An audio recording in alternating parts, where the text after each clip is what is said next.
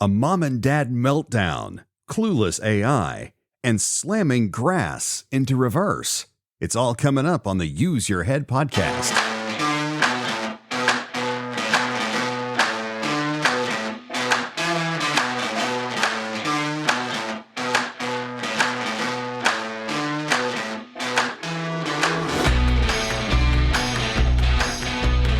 Welcome one, welcome all to the Use Your Head podcast from Dallas, Texas. I'm John McClain, inviting you to join us arm in arm as fellow members of the human race as we use our God-given ability to reason out the problems and confusions of the day and reject the idea that someone else ought to be spoon-feeding us what to think and how to analyze. We don't need a spoon.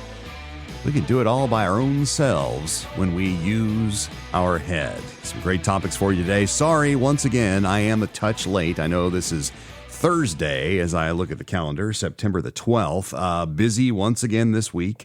It's not that this program is not important to me. I just have a lot of things within my boundaries. And they talk about how you got to set boundaries in your life. And it seems like at this season that I'm working through right now, those boundaries are coming up large. But it's a good thing to have because things are getting done, just not always on time. So I hope that the kind of the willy-nilly schedule of the show doesn't bother you. I'm going to try to get back on track where I'm kind of midweek, a little bit late this week, but some great stuff to talk about. By the way, if you'd like to get in touch, my email address is available to you anytime. John at useyourheadpodcast.com. If you have a show idea, if you have a complaint, if you have something you'd like to say, you are welcome to email me MP3 files of your voice, asking a question, making a comment. I have the technology to plug that right into the show. And so I'd love to hear from you. Or if you just want to send me a note with a idea or a story you saw, or to tell me that I'm absolutely 100% out of phase and wrong, I can take it all. Again, the address is John at useyourheadpodcast.com. Moving on into topic number one. It's a mom and dad meltdown. Yeah, found an article from the Milwaukee Journal Sentinel, and apparently what's happening all across these fair 50 states and maybe all over the world, parents are melting down. You have to take control of yourself, okay? No, you gotta take control. I'm barely hanging on here. Come on, relax. Think puppies and candy canes, right? Puppies and candy canes aren't enough, apparently, for parents in this modern age. From Natalie Albert from the Milwaukee Journal Sentinel, she writes, parents feel more pressure than ever, to the point of being incapacitated, report finds. The story goes on. Vivek Murthy calls it the culture of comparison.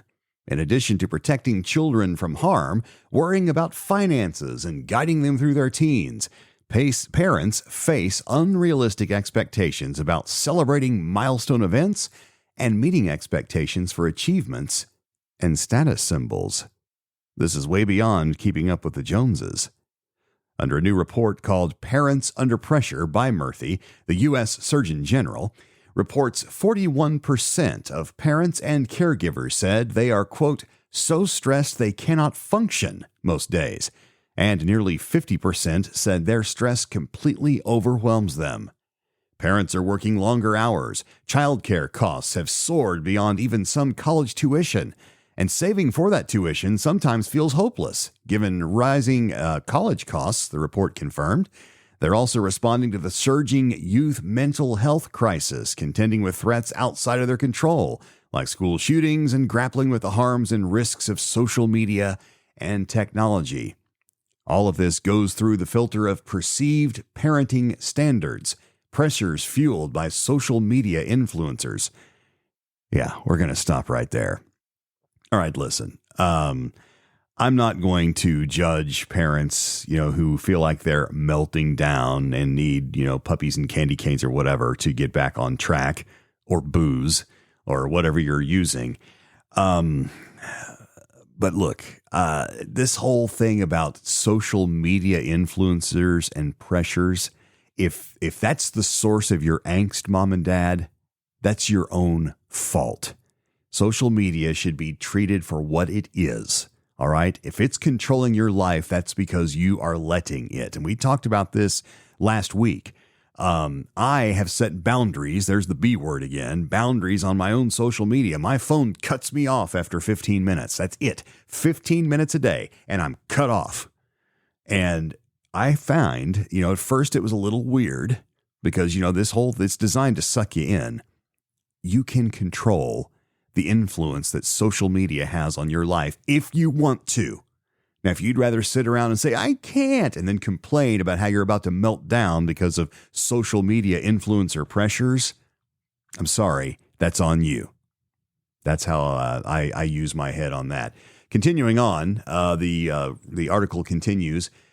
Such pressures are having a siloing effect on parents, leaving them lonelier, more excluded, and more stressed than non-parents, the report said.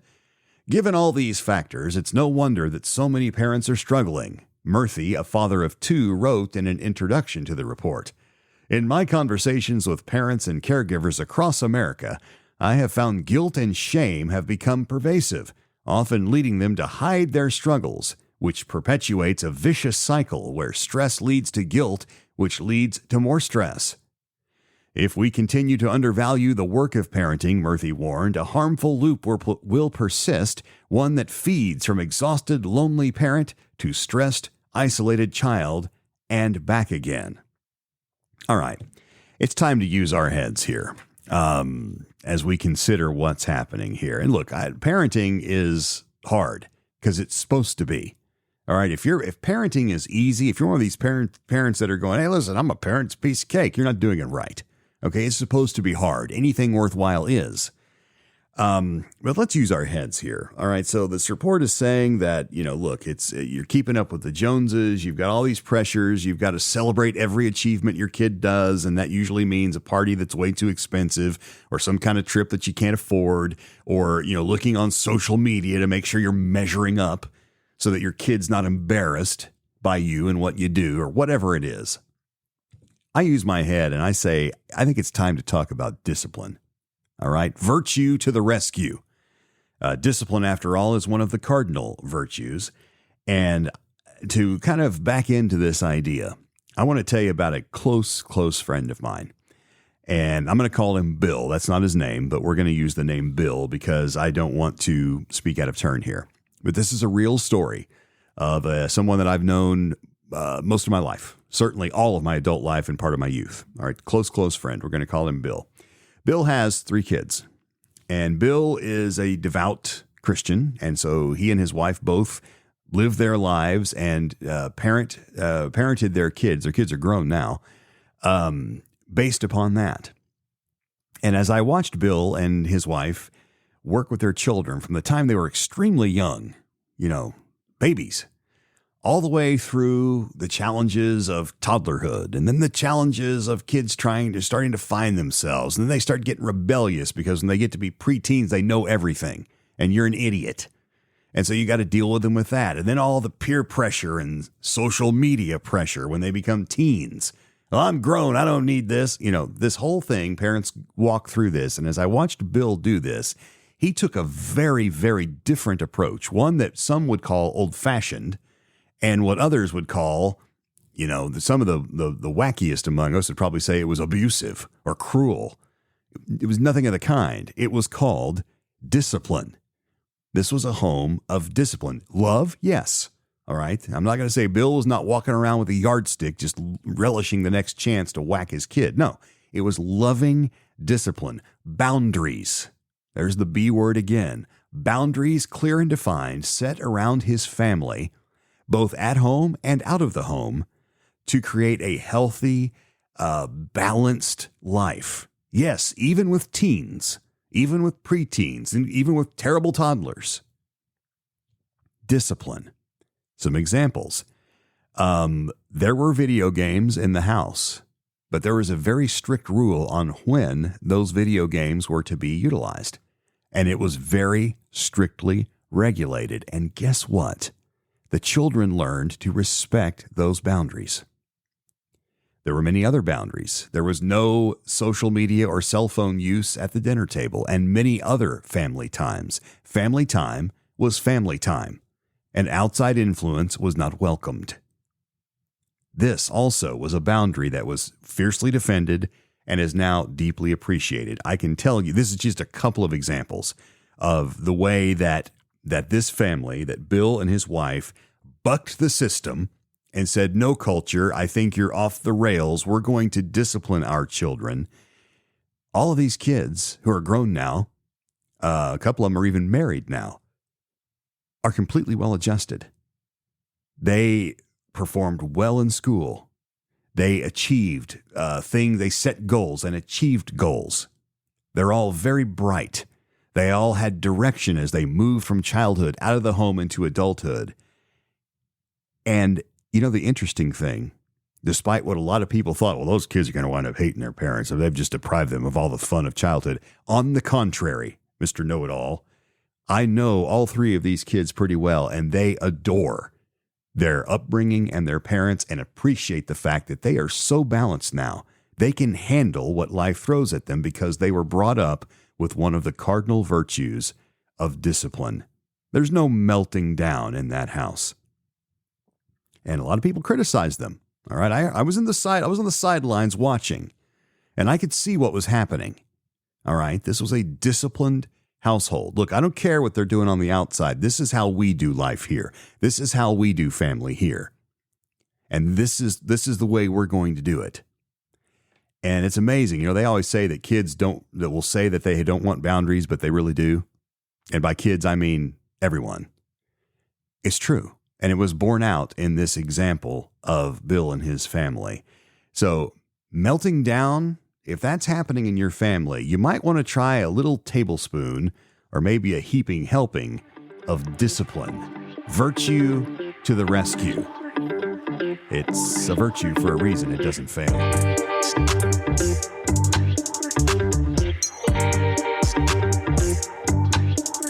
It might be said it's a virtue to listen to this podcast. That would be way, way, way out of line. Hope you enjoy it, though. I'm John. Thanks for being with us on the Use Your Head podcast. John at useyourheadpodcast.com. I'd love to hear from you. Topic number 2, there's a survey out there. Clueless AI. Well, the survey, this is from Forbes. 77% of employees are clueless on how to use AI in their careers. A tool called AI, and they can't use it. WD-40, vice grips, and some duct tape. Any man worth his salt can do half of household chores with just those 3 things. If AI is a tool and people don't know how to use it, is it really helping? This is interesting. The story goes, again, this is from Forbes, AI has quickly risen to the top of companies' to-do lists, but according to new research from Slingshot, as employers invest in AI tools, many are missing the mark on employee education and training around the new technology, with only 23% of employees completely confident in their ability to use AI. And 77%, over 3/4 of employees, are lost on how to use AI in their jobs. Slingshot's new 2024 Digital Work Trends Report reveals a significant disconnect between the managerial expectations around AI in the workplace and how employees are actually using AI day to day. Findings show that employers have implemented AI to support employees' initial research for tasks and projects, 62%, help employees manage their workflow, 58%, and analyze data, 55%. But nearly 2/3 of employees, or 63%, are instead primarily leveraging AI to double-check their own work. See, this is what we've been saying all along. All right, let's go on. I'm not going to gloat too much. The story continues. While 72% of employers say their employees are at least adequately trained on AI, only 53% of employees believe they are. So this is that classic, the employer's like, well, we trained you. And the employers are like, well, maybe so, but I still really don't get it. All right, so there's a disconnect there. Nearly half, 45% of employers say they haven't yet implemented AI because their company's data is not ready. Often this means data is siloed across the organization and not accessible. And employees agree. 32% say they need more training around data before their company is ready to support AI. Let's use our heads here. At what point? This is the question that I'm asking. At what point does AI result in diseconomies of scale? In other words, is shoehorning AI into the business the best idea?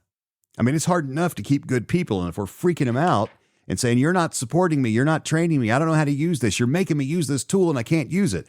This survey, I think, is very telling. 63% of employees are leveraging AI to double-check their own work. They're not using it for what it was intended to be used for.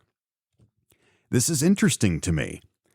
If you own a business, or if it's a large corporation, and let's face it, this AI stuff's expensive, and so mainly we're talking about big, Fortune 500 kind of places.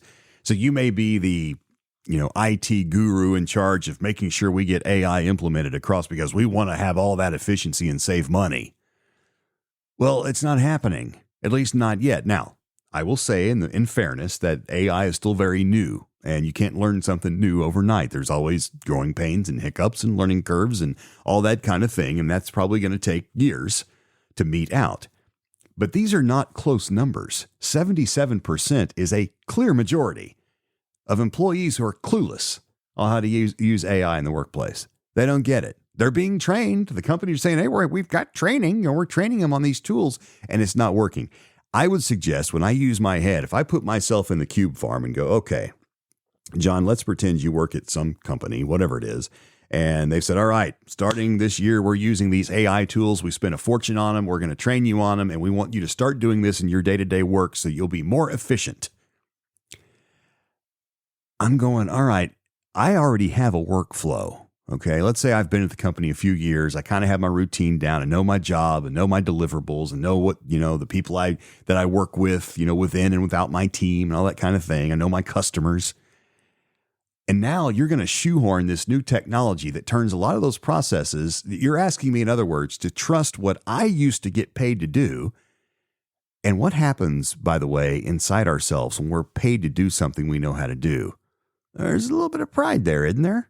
There's a little bit, hey, yeah, you know what, you're paying me because I know I'm good at this. You keep paying me, I'm good at this. Now the employer comes along and says, listen, we've got this new technology and you don't have to do this anymore. We want you to use this computer to do it. And employees aren't having it. All right. And I think when I use my head, it's not necessarily they're getting poor training or not enough training. I think when I put myself in walk-a-mile mode, I think what's going on here is I think that these companies, or these employees rather, are resisting the AI because it's moving their cheese, as the book goes. We know how to do our jobs.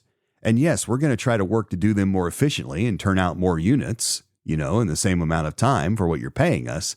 But when you're trying to force this technology, because let's face it, in the IT world, AI is cool, man. It's like the hot new sneakers that come out. They're shoes. They're $300, but they're sneakers, and they're not going to make you a better basketball player. But you got them because they're cool, man. And AI is cool, man. But it's going to make you a better player in the business world. A lot of companies are starting to scratch their heads right now and wonder if it's actually causing a problem, a diseconomy of scale. They're spending the money and it's not doing what they hoped. Now, it's early yet, but as fast as technology moves, maybe it's not quite so early as we think. We'll keep a close eye on it. Clueless AI.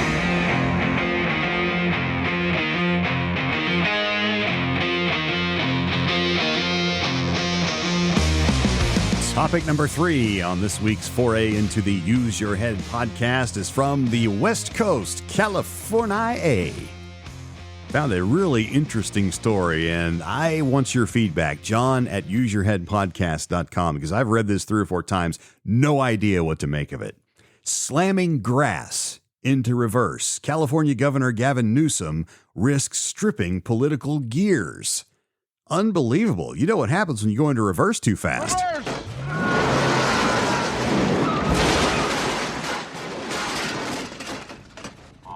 Usually doesn't end well. This story is from Alexa May Aspirin.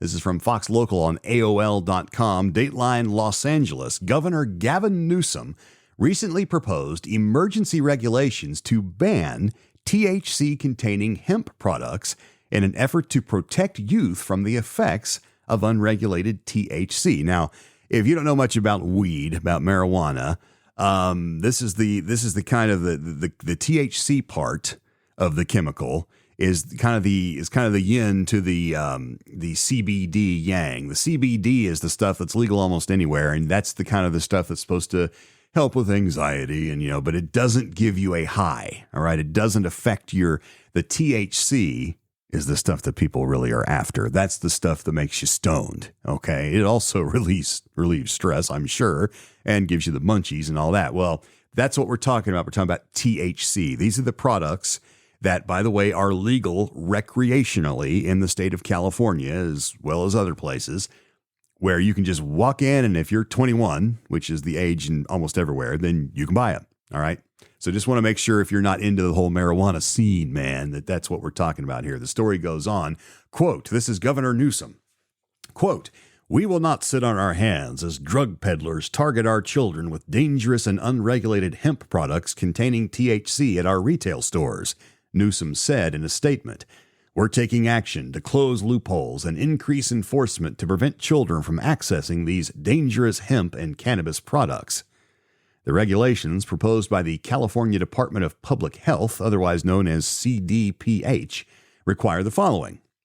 1. Industrial hemp food, beverage, and dietary products intended for human consumption have no detectable THC or other intoxicating cannabinoids per serving.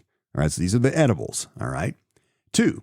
A minimum age to purchase hemp products to 21, which tells me that perhaps it wasn't 21 before. That's horrifying. And 3, limit of the number of servings of hemp products to 5 per package. So, we talked a few weeks ago about the, Hemp Ahoy or Stoned Ahoy or whatever it was, Weed Ahoy, the cookies that had the pot in them. You're saying you only get 5 servings per purchase. All right. So we're kind of going the way of buying sinus medicine or what is it, decongestants. You can only get so many and, per month or what have you. So they want to regulate this. All right. And look, is John for just, an open? No, I'm not for open season on this stuff. It's dangerous and it needs to be regulated. But I'll tell you why I find this interesting in just a minute. I want to read a little more in this article. It continues. California became the first state. Okay, now this is important. California became the first state to allow medicinal cannabis use when voters passed the Compassionate Use Act way back in 1996. And then in 2016, voters legalized the recreational use of cannabis. Now, Colorado is, I guess you could say, infamous for being the first state to go recreational. And remember, everybody talked about that. But California was the first to do medicinal way back in 96. Long time ago. All right, almost 30 years ago. They've had medicinal marijuana in California. And you can argue that the medicinal use of marijuana is pretty hard to regulate. I know for a fact in some states, getting a card that allows you to buy medicinal marijuana from a doctor is about as difficult as buying a package of mints at Walgreens. You can say, and I've heard stories where you go in and you say, boy, I'm really stressed out lately. Oh, here's a pot card. And it's really not any more difficult than that in most places. Now, I don't know about California, but what I know about California, I can't imagine it's too tough to do. One more quote here. This is from the California Department of Public Health Director and State Public Health Officer, Tomas Aragon.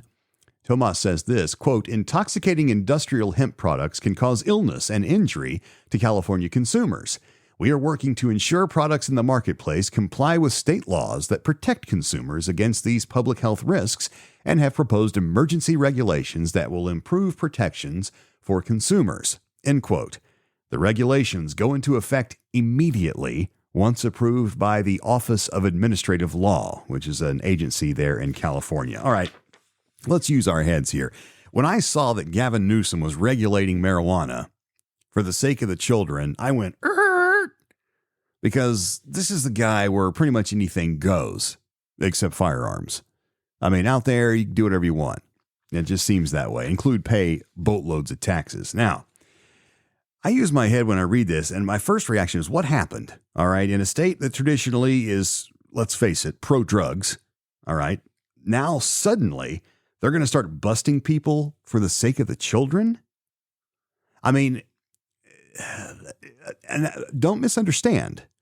I am definitely in agreement with the governor here that we need to keep this stuff out of the hands of people that shouldn't have it. And depending on where you fall on and it's a pretty hot debated issue where you fall on the marijuana continuum. There are those that think it should still be scheduled as illegal and you go to jail for it. And then there's the other half that say, what's the big deal, man? You can buy beer, and they start going into the fact that marijuana is not addictive. And then there's the people in the middle going, well, it is a gateway drug.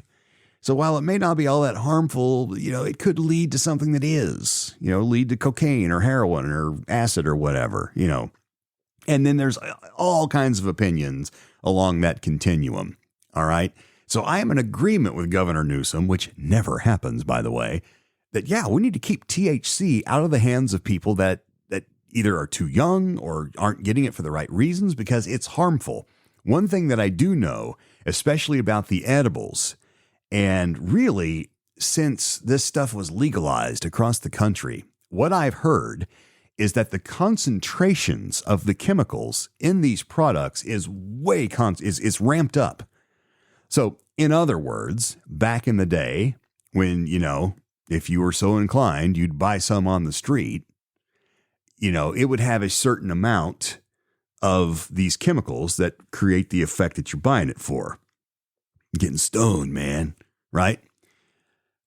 Now we have these dispensaries, and whether you're going medicinal or not, I've been told, especially with a lot of the edibles that we've talked about, the concentrations are way higher. And, we talked about this a few weeks ago. If let's say I get a thing of cookies, to use the cookie example again, if I buy Chip-Ahoys at the grocery store because I really like them, you think I'm going to eat 2 and quit? Well, that may be enough to bomb you out of your skull if you're getting the dispensary kind that has weed in it. So the point is, the concentration levels in a lot of these things are what are harming people. And there have been stories about people being hospitalized, suffering, potentially permanent damage because they eat half a bag of the cookies, thinking these are delicious and I like getting high. And what they don't realize is that they're taking in, way, way too much of this stuff. And it causes all kinds of health problems. It's like most things. If you abuse it, you're going to get into trouble. If you use it responsibly, and I'm not advocating marijuana use, so just stop typing. I am in favor of freedom. And I think if you're not harming anyone else and you decide that you want to, what do they say, bake, then if it's legal and you're not driving and you're not out running around with a gun or something, you're just at home, watching a Pink Floyd movie or whatever, and fine, you do you. That's freedom. Just don't inflict any, don't infringe on anyone else's rights to the right of the pursuit of happiness, life, liberty, pursuit of happiness. But if you're doing this stuff, you got to be aware, right? Nobody wants to destroy their health. And so, you know what? This is something that seldom, if ever, happens for me. All right? Seldom, if ever. But I have to say, I agree with Governor Gavin Newsom, and I applaud his requirement. He's ordering this to be done, and not next year, not in 5 years, right now. These regulations will go into effect immediately upon approval by, the Office of Administrative Law, whoever they are. Someone up in Sacramento, I assume. So I get it. And because I've, look, we got to be careful with this stuff. But then I'm sitting here thinking, why the change? Why the slamming into reverse? I mean, look, Governor Newsom is extremely liberal. And he is someone that's like, hey, man, open border and whatever you want to do. And tent city's fine. You want to, we're going to, we're not. It doesn't seem like a characteristic move for Newsom's administration to start regulating this kind of thing. Something has happened. That's what I think when I use my head. And the article mentions nothing of the kind. This is just something that's just come up, right? And they're pretty serious. The article says here that state and local law enforcement, as well as state regulators, including the California Department of Alcoholic Beverage Control, will begin immediate enforcement to ensure compliance. So this is a major shift. Why the change all of a sudden? It is an election year, and Newsom has been mentioned for some potential higher political ambitions. I wonder what's going on there. Kind of interesting. We'll keep an eye on that and many, many other stories and use our heads. Time is gone. It's been a half hour, and I thank you for spending it with me at the Use Your Head podcast. Once again, your feedback, comments, questions, recordings are always welcome at john@useyourheadpodcast.com. Leave us a review, too, if you don't mind, wherever you listen to your content, and I'll see you next time on the Use Your Head podcast. So long.